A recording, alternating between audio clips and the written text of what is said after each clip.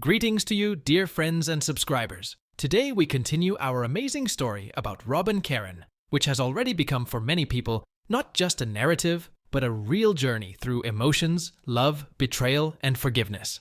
In the third part of our video, we will dive into a deep analysis of the consequences of those events that unfolded on the pages of our heroes' lives. We will see how hard trials change a person, make him rethink values and priorities. How difficult, but possible, to find the strength to forgive and move on. And how, even in the darkest moments, the light of hope for a new beginning can be rekindled. Are you ready to dive back into this compelling story? Then fasten your seatbelts. There are some amazing revelations ahead about the power of the human spirit. And don't forget that the full story is already waiting for you on our Patreon. And she was hiding it. Completion of the goddess.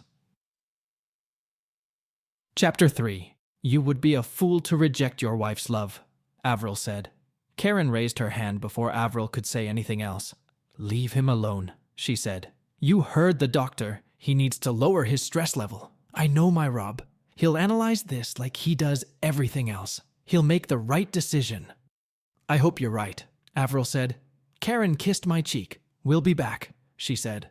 For a moment, I imagined the Terminator making the same announcement. I smiled to myself, nodding my head.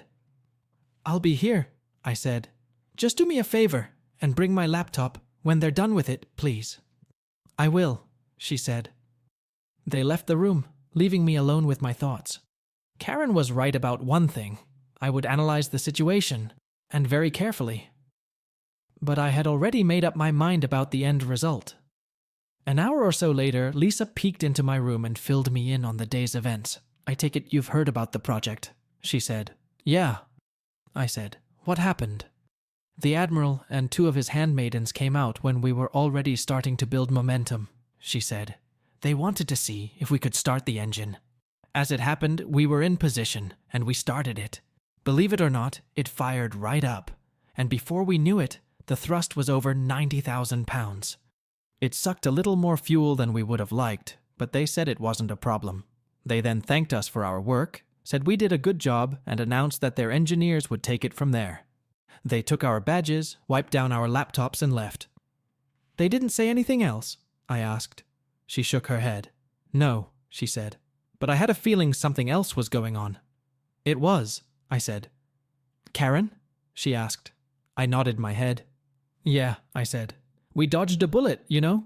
If someone other than Admiral Dickerson had gotten involved, we could have gotten answers to a lot of uncomfortable questions from some very nosy members of Congress, and lose our security clearance.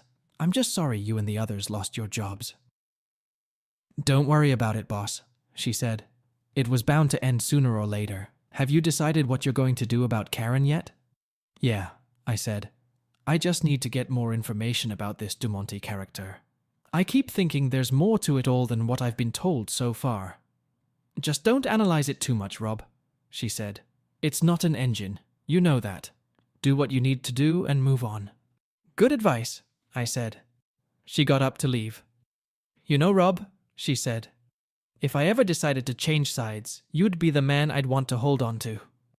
It was well known in the group that Lisa preferred women to men. Thank you, Lisa, I said. It means a lot to me, it really does, and thank you for your support. She smiled and kissed my cheek. Any time, she said. Hopefully we'll work together again someday. Me too, I said. I watched her walk away and then lay back on the bed. I was just about to fall asleep when the nurse came back for my medication and a walker. When I returned, they were already bringing me my evening meal. By the time I was done, Karen was back with my laptop. Here's your laptop, she said. They took everything they needed off it. Thank you, I said, placing the machine on the tray. Rob, she said quietly. I looked at her. Are you really going to throw away 26 years of marriage? That's the problem, I said. I'm not sure we've been a married couple for the last 20 years or so. From my perspective, you've been Philip's de facto wife all that time. I was in the house with you, and we were legally married, but he owned your heart the whole time. In fact, he still does. But there's something I don't understand. What is it? She asked. You have no remorse for what you did, I said. And you described the affair as something beautiful and innocent. If it was as beautiful and pure as you say it was, why did you find it necessary to hide it from me all these years? I didn't mean to hurt you, she said. So you admit it will hurt me. That's interesting. But you had to know I'd find out one way or another, I said. I was hoping it wouldn't happen for many more years, she said. Tell me something, I said. What? She asked. When you were with him, did you ever want to be with me? I asked. I always hoped all three of us could be together, she said. But you never wanted me there instead of him? I asked. She lowered her eyes and shook her head. No, she said quietly. And when you were with me, I assume you were only thinking about him, I said. She nodded her head, saying nothing. I see, I said. In other words, he's taken my place in your heart. I've noticed something else. You and Avril seem very close. What's going on with that? You two. She smiled and nodded her head. We've become very close, she said quietly, emphasizing the word very. That explained a lot. Not only was she doing all this with Philip, she was also doing something with Avril. We were actually hoping you'd join us at some point. And the hits keep coming, I said. For how long? For quite some time now, she said. She likes you very much, you know. Don't you find her attractive? I want to, I said. There's just one problem, I added, lifting my ring finger. The ring was gone, but the indentation it had left in my finger was still there. I'm still somewhat married, and as you know, I'm strictly a one-woman man. I know. Look, Rob, I'm sorry I hurt you, she said. I never meant to, I nodded my head. I'm starting to get a little tired, I said. She took the hint and got up to leave. Please believe me when I say I love you, she said, kissing my cheek. I nodded my head again, not saying anything. She walked out of the room, wiping her eyes. The next day, I was transferred to the rehabilitation center at the hospital.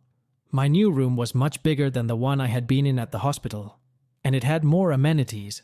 For starters, the bed was bigger and more comfortable. It had a small refrigerator and a huge TV mounted on the wall. The ward also had great Wi-Fi, so I was able to use my laptop. I was put on a strict diet and exercise that was supposed to restore my strength. When I wasn't exercising, walking, or in counseling, I was sitting at my laptop studying Philippe Dumonte. I understood why Karen's affair with him was seen as a potential security threat. It seems that Philip was quite a ladies' man. He had been responsible for at least 6 divorces in the past 25 years. One of his victims was a high-ranking official in the Canadian Armed Forces. At one time, he was even accused of pedophilia, but the authorities were never able to follow through on the accusation. A number of articles on the internet published photos of Philip with 5 women at the same time, all referred to as companions. Several of the photos showed Karen dressed to the hilt, in clothes I had never seen her wear before. Some articles referred to her as his married American companion. She looked so lively and happy in these photos, apparently not caring what anyone thought. As you can imagine, some of the comments on these articles were not too favorable to her. One comment read, "You meant to say, married American fool. Corrected it for you? Does her husband know about this?" I was tempted to reply, but decided not to. A couple weeks after arriving at the rehab center, I got a call from a friend, Kirk Ward, who worked for a company out of Cincinnati. The company had worked extensively with General Electric, designing and building engines for military and commercial aircraft, and, he said, they were looking for an engineer for several new projects. The only downside was that I would have to move to Cincinnati. I didn't want to leave Albany, but I didn't see much of a future here. Kirk told me that I was welcome to work right after the new year if I was available. I decided to take him up on his offer. What the hell, I thought. I don't have a job here, and I certainly don't have a marriage anymore. So there was nothing holding me back. I had hardly seen Karen or Avril since entering the hospital. And that was a good thing, I thought. The doctor had made it clear to them that I needed to be stress-free. And since Karen's actions were the reason I was in the hospital, they had to keep their distance from me. So far, I'd only seen them a couple times, and that was fine with me. I did a little research on divorce laws and decided to act on it, but I needed a good attorney to protect my assets. I spoke with a couple of attorneys who came to my rehab center, and both impressed me. I checked them out, and saw that both had very good references. It was just a matter of deciding which lawyer to use. In late September, Karen and Avril visited me and informed me that Avril's family, and I believe Karen's extended family, would be coming in October to celebrate Thanksgiving. Canadian Thanksgiving, that is. "We'd love for you to come and hang out with us," Karen said. "Why?" I asked. "It's your family, not mine." "The boys will be there too," Karen told me. I hadn't seen the boys in a while, so I told them I would check with the staff to see if that could be arranged. "We can pick you up if you want," Karen said. I shook my head. "No, I'll take a cab if I go." "When will that be?" I asked. "The second Monday in October," Karen said. "We'll have turkey and stuffing and everything. Don't you want a nice turkey dinner?" That sounded good to me, but I had another idea. "Sounds good," I said. "We'll see." "Dinner will be at 6:30 p.m., so we'll expect you there," she said. After they left, I talked to the doctor in charge of my rehab and got permission to travel on the condition that I return in the evening. I then called the lawyer I had chosen for my divorce and informed him of the matter. "Do you want it delivered at 6:30 p.m. on the second Monday in October?" asked Ron, my attorney. "Bingo," I said. "We can do that," he said. "Just curious. Why this particular date and time?" I told him my reason, which elicited a chuckle. "A little revenge, huh?" he asked. "I can understand that. Consider it done." I thanked him and ended the conversation. When the appointed time came, I caught a cab and went to the house. I no longer considered it mine, as far as I was concerned. It was Karen's now. I rang the doorbell, and an embarrassed Karen answered. "Why are you ringing the doorbell?" she asked. "It's still your house." "I didn't mean to be rude," I said. She led me inside and introduced me to everyone. The house was full of people. 2 grandmothers, kids, aunts, uncles, and everyone else. For a moment, I was glad I wasn't staying here overnight. I said almost nothing to Avril's family members, just enough to avoid sounding rude. Honestly, I felt like an insect being observed through a microscope. I spotted my 2 sons and headed toward them. "Good evening, Oscar," I said, shaking his hand. "It's good to see you. By the way, who is this?" I asked, looking at the young man with him. "This is Mark," he said. "Mark, this is my father, Robert MacDonald," he added, turning to Mark. "Please call me Rob," I said, shaking his hand. It was obvious that Oscar was a little nervous. "It's nice to meet you." "Say, are you two a couple?" I asked. I may be old, but I'm not stupid. It was obvious there was chemistry between these 2 young men. Mark and Oscar lowered their eyes for a moment. "It's okay," I told them. "All I care about is making sure my kids are happy. Treat my son right, okay?" They looked at me, apparently shocked that I was being so frank with them. Mark smiled and nodded his head. "I will, Rob," he said. "I promise." I hugged Oscar tightly and patted him on the back. "I love you, son," I said. "No matter what. Don't ever forget that." He smiled, looking at me. "Thanks, Dad," he said. "I love you too." I turned to my oldest son, Kevin, who was there with an adorable little girl. Looking at him, I realized he was about 6 years old when Karen had carried Philip into the house. "And how are you?" I asked. He smiled, shaking my hand. "I'm doing great, Dad," he said. "It's good to see you." I glanced at the clock. It was about 20 minutes until the show started. "Are you expecting someone?" asked Kevin. His eyes widened at the realization of what was happening. "Did you serve your mom with divorce papers?" he asked. I nodded my head. "Yes, it is," I said. "Look, I know you two have kept your mother's secret for 20 years. I don't like it, but I understand. All I'm asking for is 20 minutes. "But here, in front of the family?" he asked. "I don't know any of these people," I said. "They may be distant relatives of your mother's, but they're not mine." "But Dad, we're part of their family too," he said. "They accepted us, and we got to know them well." "I understand," I said. "It's only 20 minutes. That's all I'm asking for." The doorbell rang at 6:30, just as everyone was beginning to settle at the table. I looked at Karen. I think it's for you, I said. She looked at me in confusion, then went to the door.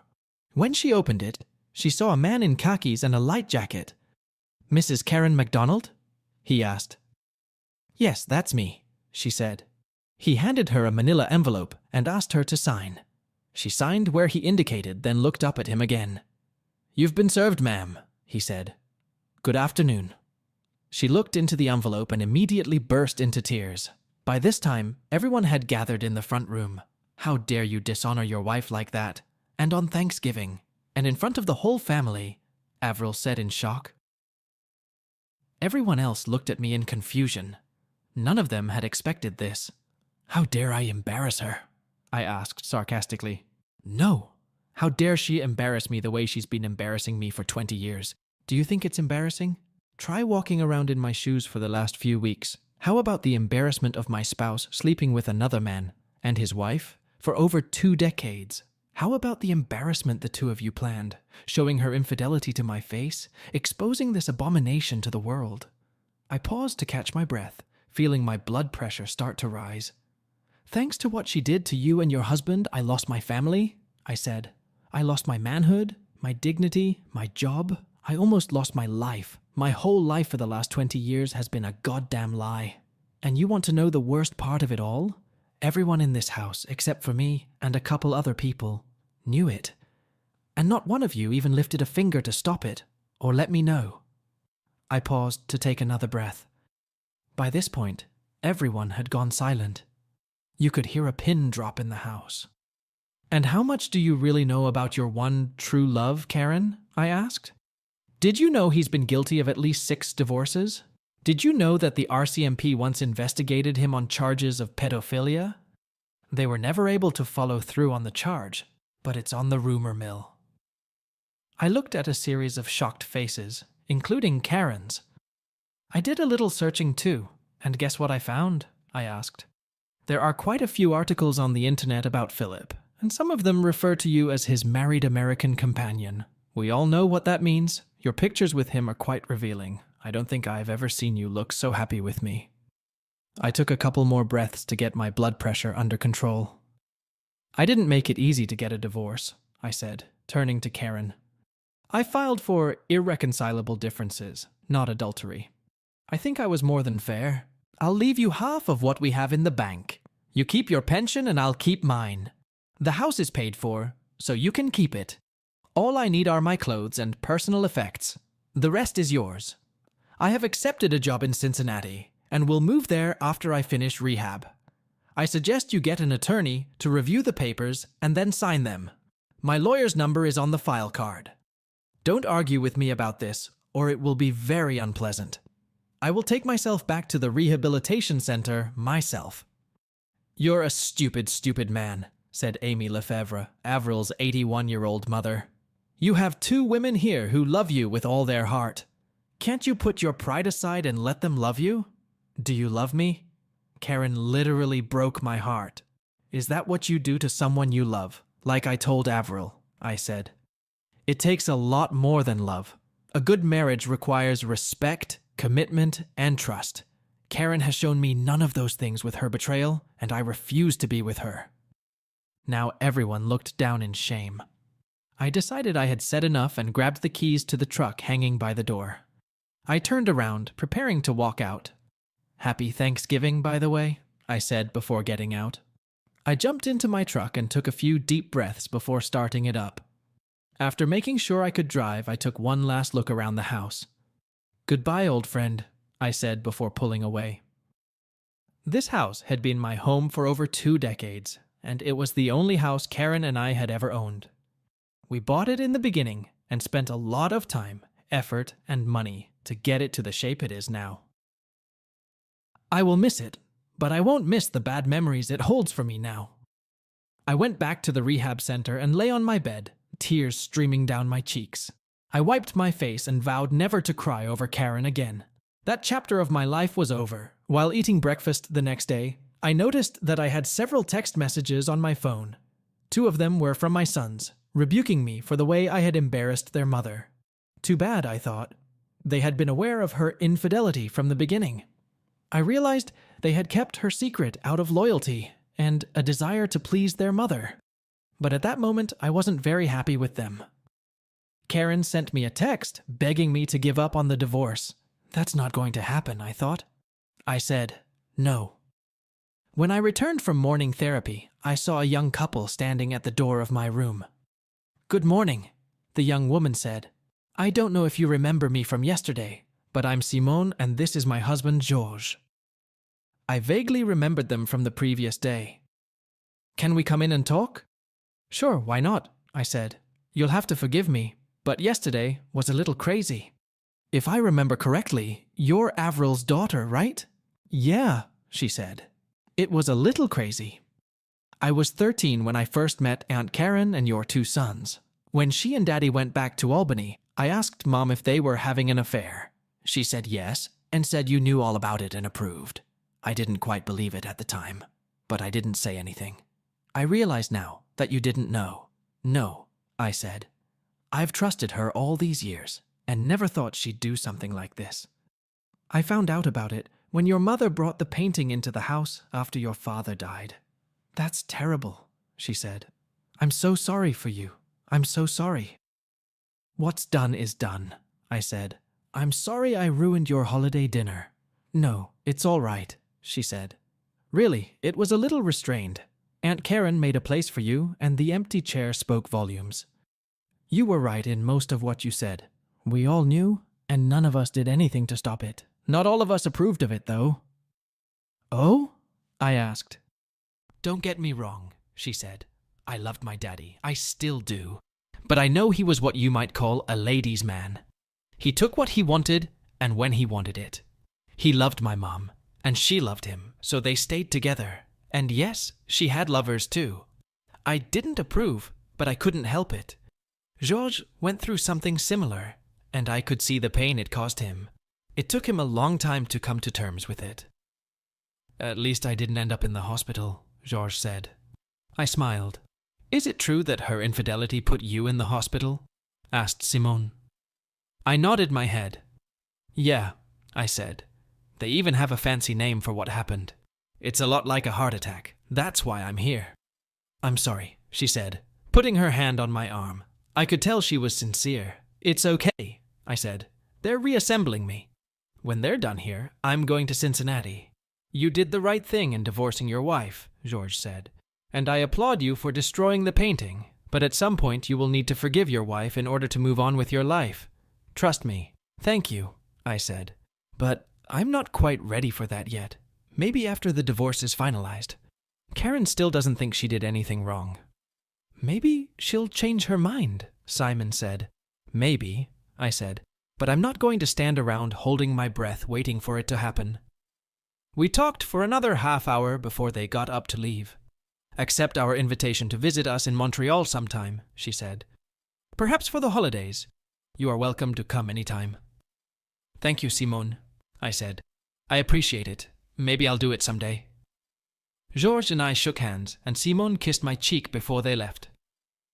After the day's therapy and counseling sessions, another visitor came to see me, Avril, and she didn't look too happy. Please, Avril, I said. If you're going to tell me that I should forgive Karen and take her back, don't waste your breath. All right, she said. I won't.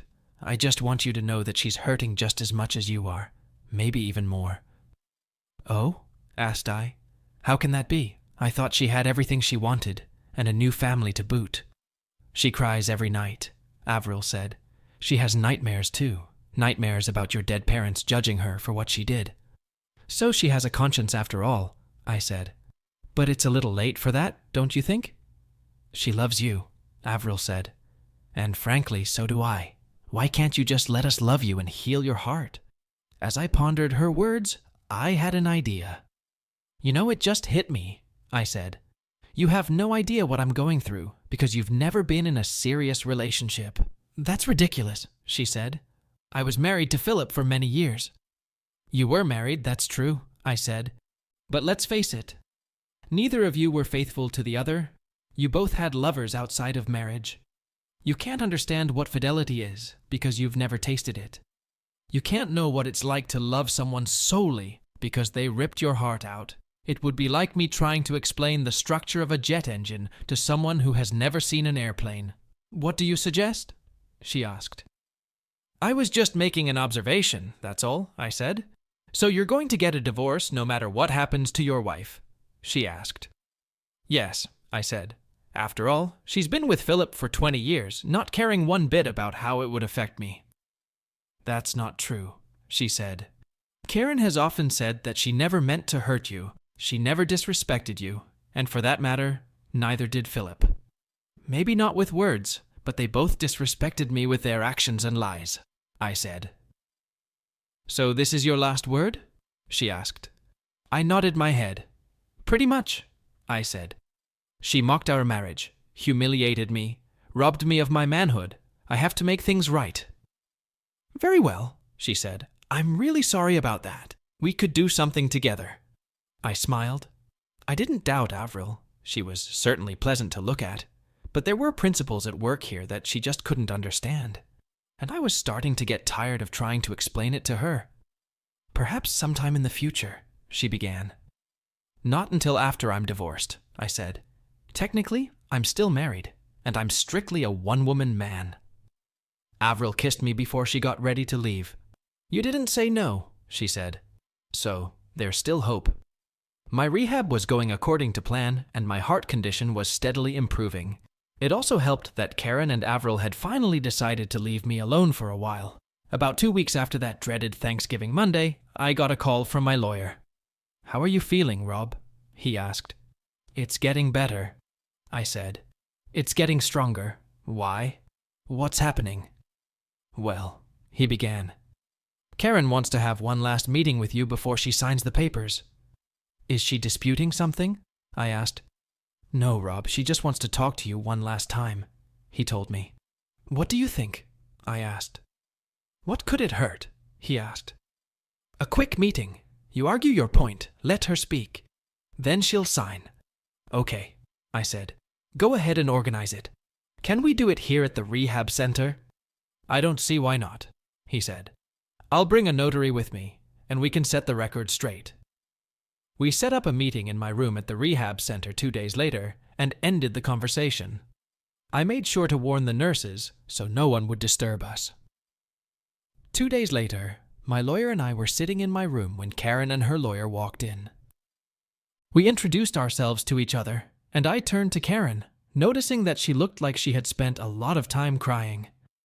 How are you holding up, Karen? I asked. What do you think? She asked. I told you I would love you until the day I die, but apparently that's not enough for you, is it? You wanted this meeting, I said. So let's get down to business. She sat up and looked at me, twirling her rings in her hands. Straight to the point then, she said. Okay, Rob, I don't want this divorce. I want us to fix what's wrong, put it behind us, and move on. And how are you going to do that? I asked. Do you have a device that can take us back in time to when you met Philippe de Monte? Can you do that? Or do you think I should just ignore what you've been doing for the last 2 decades? Don't be silly, Rob, she said. I told you I still love you, and I always will. Isn't that enough? No, I said. We've talked about this before. You think it's perfectly okay to cheat on me, to bring another man into our home while I was at war, and all the while deceiving our children. How can I trust and believe you again? In anything? After all, you've become very skilled at lying over the past 2 decades. Rob, I promise I'll never do anything like that again, she said. And I'm supposed to believe you? I asked. Really? Every time you walk out the door, I'm going to wonder if you're going to meet another French-Canadian artist. Every time you say something, I'll wonder if it's true. You don't love me anymore? She asked. I never stopped loving you, I said. That's why your betrayal hurts so much. Believe me, it would be so much easier if I hated you. I could have just walked away and gotten it over with. You just don't get it, do you? You said Philip was a good man. Tell me, what man is responsible for 6 divorces? 7, counting ours. Tell me, please, I want to know. I realize you're hurting, she said, and I realize it's my fault. But can't you put it behind you and move on? You mean pretend it never happened, right? I asked. Pretend that 20 years of lies, cheating, and deceit never happened. Pretend you never brought another man into our home while my life was in danger overseas? Maybe you want me to pretend that that picture of you never existed? Is there nothing I can do or say to change your mind?" she asked. I shook my head. "No," I said. "There's no fixing what you did. Look." It made my blood pressure skyrocket again. "Please, you had a meeting, so sign the papers and let's get this sham marriage over with." She lowered her gaze, wiping a tear from her eye. After a couple minutes, she nodded her head. "All right, Rob," she said. "You win. I'll sign the papers since you're so willing to throw away 25 years of marriage." "I didn't throw anything away, Karen," I said. "You did the first time you invited Philip into our home." Karen wiped a tear from her eye, then picked up a pen and signed the papers. The notary my lawyer brought in stamped and signed. My lawyer gathered up the papers and put them in a briefcase. "I'm filing this in court today," he said. "You'll get a final judgment in a few months." "Thank you," I said. I turned to Karen again. "When my rehab is over, I'll come get the rest of my stuff. I don't need much, just clothes, tools, and electronic equipment. I'll call you and make arrangements." "Okay," she said. "You want my rings?" I shook my head. "No," I said. "I gave them to you. They're yours. Do what you want with them." "I'm sorry, Rob," she said. "I still love you and I always will. Please believe that." I nodded my head, saying nothing. She left the room in tears. I signed the papers giving my attorney power of attorney for the bank accounts and other legal paperwork regarding the house. About 3 weeks later, I was released from the rehab center. By then, my attorney had given me a check for my half of our bank accounts. The doctors and counselors gave me orders that basically boiled down to the following: eat right, exercise, and avoid stress. I called Kirk to let him know I'd be in Cincinnati soon, and he gave me the address of the apartment the company had set aside for me. After calling Karen, I got in my truck, rented a small U-Haul trailer, and headed to the house. Karen answered my call and let me into the house. She looked like she had aged about 10 years since I had last seen her. I walked into the house and saw that she and Avril had already boxed up my clothes and electronics. Next to the boxes was a large television. I checked the boxes and found everything neatly folded and packed. They even gave me some plates, pots, and pans for my new apartment, and Karen had packed some pictures of our kids. "We wanted to make sure you had everything you needed for the new place," Karen said. I thanked her for that. I loaded all my stuff and was surprised when I was handed a trunk full of food and drinks. "What's that for?" I asked. "I wanted you to have enough food for the trip," Karen said with tears in her eyes. I set the trunk on the floor and opened my arms to hug her. She flew into my arms and hugged me tightly, sobbing. "Oh my God, Rob," she cried. "I'm so sorry. I will always love you." I hugged her tightly and remembered the last time we felt love as husband and wife. "I'll always love you too," I said. It was the truth. Even though she had hurt me deeply, I knew I would always have feelings for her. Avril came over to us and hugged us both, crying. We held each other like that for a few minutes. I broke the hug and looked at them, tears threatening to fall down my face. "I'd better go," I said. "Okay, Rob," Karen said. "Please let us know when you get here, and remember, we love you." I smiled and nodded my head. "I'll call you when I get there," I said. I drove away and saw them standing in the yard waving at me as I drove away. I got to my new place in Cincinnati, unpacked, and returned the trailer. I called Karen and told her my new address. At the end of the conversation, she told me that they both loved me. I settled into my new apartment and looked around the neighborhood. I had always liked Albany, but I had grown to love Cincinnati. Kirk, knowing my personal situation, invited me to spend Thanksgiving with his family, and I graciously accepted. A few weeks later, Christmas came, a holiday I knew I would dread.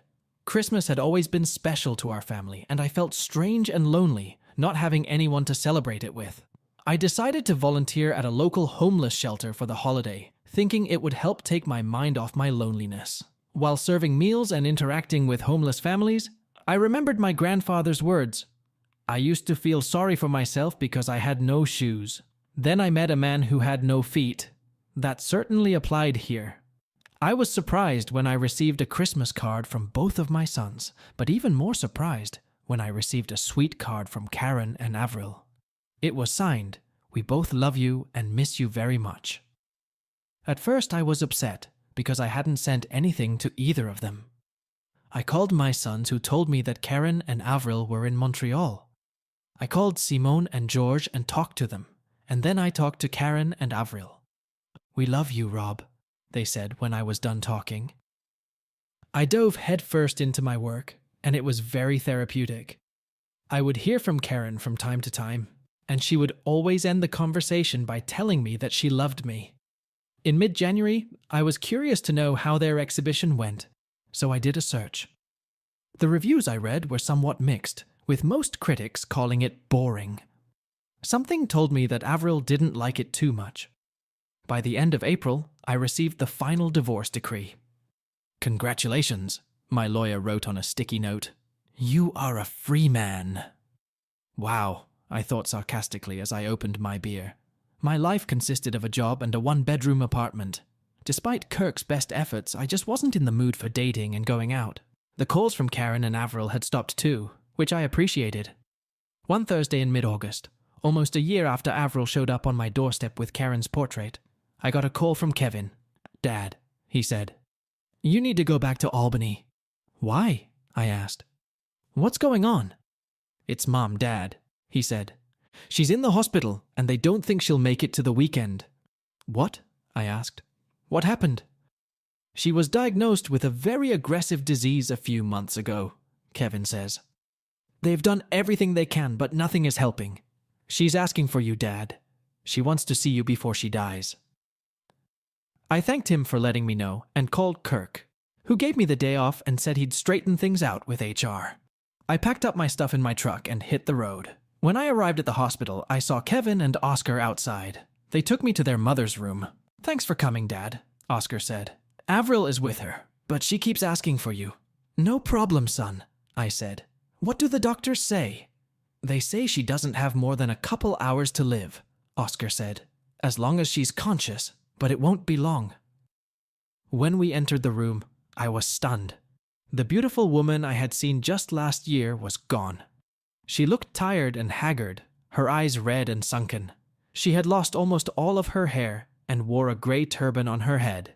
She raised her head as I entered. "Rob?" she asked weakly. "Is it really you? Did you come to see me?" "Of course, Karen," I said, sitting down next to her. I noticed she was still wearing her wedding and engagement rings. She reached for me, tears welling up in her eyes. I pulled her as close to me as her IVs would allow. "Oh, Rob," she cried, tears streaming down her cheeks. "I'm so sorry for what I did. I was wrong and hurt you so much. Can you forgive me?" I thought about what George had told me last year and realized that this was the first time she had ever admitted she was wrong. I knew I had to forgive her, even though it would be the hardest thing I'd ever done. "See, I'm still wearing my wedding ring. I told you I would love you until the day I die." "I love you too, Karen," I said, my eyes watering, "and I forgive you." She started sobbing, and I cried along with her. Avril pulled out a Kleenex and wiped her eyes. Karen took Avril's hand and put it in hers. "Please, Rob, promise me you'll let Avril heal your heart," she begged. I looked at Avril, who smiled and nodded her head. "It's okay. We're not married anymore," Karen said softly. I nodded my head. "Okay," I said. "I promise." Karen smiled weakly and turned to Avril. "Please, Avril," she said, "treat my husband better than I do. Will you do that for me?" Avril brushed away a tear before answering. "I will, Karen," she said. "I promise." We all hugged each other, shedding tears, and I could hear the boys snorting as they watched. "He's a one-lover and doesn't like to share," Avril told Karen. Avril smiled and looked at me. "I've heard," she said. "Maybe he can teach me something about loyalty and fidelity?" Karen smiled for a few seconds. The smile faded, and her eyes glazed over. I could hear her breathing change, and knew she wouldn't last much longer. I leaned in close to her ear. "It's okay, Karen," I said. "We love you." She took a few more breaths and fell silent. I looked over and saw that her eyes were fully dilated. Alarms sounded, monitors went off, and the room quickly filled with medics who examined her before pronouncing her dead. Avril, the boys and I gathered in one corner of the room and mourned her death. Soon, her body was wheeled out of the room. A doctor approached us. "I'm sorry for your loss," he said. "I understand Miss MacDonald wanted to donate her body for research into this disease. The hospital will make all arrangements for her transfer." We thanked him and left the room, still in a state of shock. We went back to the house Karen and I had once shared and sat in the living room drinking coffee. I never thought I'd come back to this place. "What's wrong?" I asked. "After you left, Karen fell into a deep depression," Avril said. "I did everything I could, but nothing helped. We went to Montreal for a vacation, but that didn't help either. She threw herself into the exhibition, but got even more depressed when things didn't go as well as we had hoped. The only time she was happy was with you." "Was she seeing anyone?" I asked. Avril shook her head. "No," she said. "She refused to do it, even though I suggested it to her several times." About a month before the divorce became final, she began to get sick. I suggested she go to the doctor, but she refused. She only went when she was too sick to work. By then it was too late. She was diagnosed with a very aggressive disease. They tried chemotherapy and radiation, but it was too late. "Damn it," I said. "She must have told me something." "There was nothing you could do, Rob," Avril says. "They talked about surgery, but by then the disease had spread throughout her body. The only thing they could do was minimize her pain." "What does it mean to donate her body for research?" I asked. "She made that decision as soon as they realized she was in the terminal," Kevin said. "She discussed it with us and said that's what she wanted to do. She didn't want her death to be a burden on the family and thought it might help someone else in her situation." "Do you boys mind?" I asked. They nodded their heads. "It's what she wanted to do," Oscar said. "I support her decision." I nodded my head. "Anything else I should know?" I asked. "Karen passed the house on to you," Avril said. "She also left everything to you in her will." "Aya?" I asked. She nodded her head. "Yes," Avril said. "In her mind, you were still her husband, even after the divorce." She opened the coffee table drawer, pulled out an envelope, and held it out to me. "She wrote this for you just before she went into the hospital for the last time." I opened the envelope and pulled out a paper with a handwritten note to Karen. "My dear Rob," the letter began. "If you're reading this, it means I'm dead. I've had a lot of time to think about everything you said last year, and I've come to the conclusion that you were right and I was wrong. About everything. For starters, I shouldn't have opened up to Philip the way I did. I should have confided in you first, not him. But I didn't. I don't know why, and I could never find a way to explain it in a way you would understand or accept. And I shouldn't have brought him into our home. I realize now that it was completely unacceptable. I now realize the impact of what I did to you, including your treatment of our children. And yes, they are your children. I now know that I was the one who betrayed you and broke your heart. There are no words to fully express how sorry I am for everything I did to you. I promised to love you until the day I die, and at least I have kept that promise. I only hope that you can find it in your heart to forgive me for all that I have done. I handed the house back to you and decided to donate my body to medical science. I did this for 2 reasons. First, I don't want my death to be a burden to you. Second, I hope they can find a cure for this disease so that no one else will have to suffer like I have in the past few months. I also want you to find love with another woman, someone who can love you the way you deserve. Avril has very strong feelings for you, and I sincerely hope things work out for the 2 of you. I'm very tired, so I have to go, but please remember, Rob, that I do love you with all my heart, and I'm sorry for all the hurt and pain I've caused you. She signed it. To your loving wife, Karen. I folded the note and put it back in the envelope. I looked at Avril, who was wiping tears from her eyes. Did you read it? I asked her. She shook her head. No, she said. I know she wanted to express her regrets to you. She was tormented by guilt for the last months of her life. Was she really serious about us being together? I asked. She nodded her head. Yes, she said. She was very serious. What do you think of that? I asked. I'd love to try it, she said. We've both lost a lot. Perhaps together we can ease each other's pain? Her words made sense. I pondered the possibility of a potential relationship with Avril. She was very beautiful, and I hadn't been with a woman in about a year. Poetic justice, perhaps? Before I spoke, I looked back at Avril. I have a question and one condition, I said. Oh? She asked. And what do you want to ask? I'm strictly a one-woman man, I said. I didn't have anyone else until Karen and I got married, and I've never had another woman. Never. I'm not the sharing type. Can you live with that? She smiled, nodding her head. Yes, she said. I can certainly relate to that. Karen and I have talked about it too. I promise that if we are meant to be together, I will remain faithful to you. Then I have one condition, I said. What is it? She asked. We'll replace the bed in the master bedroom, I said. Epilogue.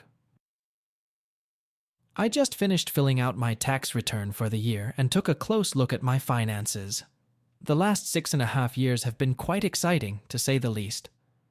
After explaining the situation, Kirk was able to arrange for me to work remotely from my home in Albany 3 weeks out of the month. 1 week a month, I was to spend at the company headquarters to work with the designers on their teams.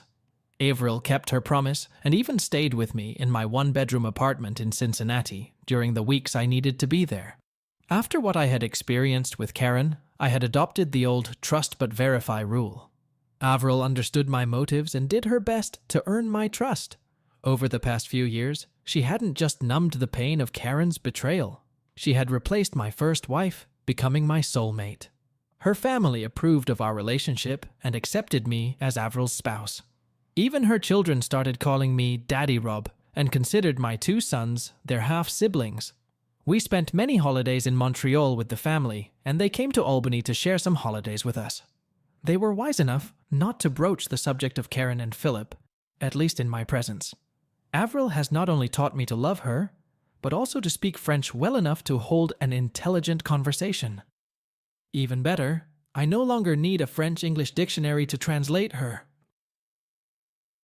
As I sat here looking at my finances, I remembered how I once told Karen that I wanted to retire at 60 and take a cruise around the world with her. As I looked at my portfolio, I realized that I could do that now, and after some analysis, I determined that I had more than enough money to not only enjoy the cruise, but to live comfortably for the rest of my life. I just didn't have a wife to share it with, at least not yet. I picked up the small box that lay on my desk and wondered if what I had in mind was right. How would it affect my job? Would she accept my proposal? After a while, I realized I was overanalyzing the situation and decided to throw caution to the wind. To hell with it, I thought. Time to stop analyzing and start living. I put the box in my pocket, took the bucket that held the bottle of champagne I had bought earlier, and 2 flutes.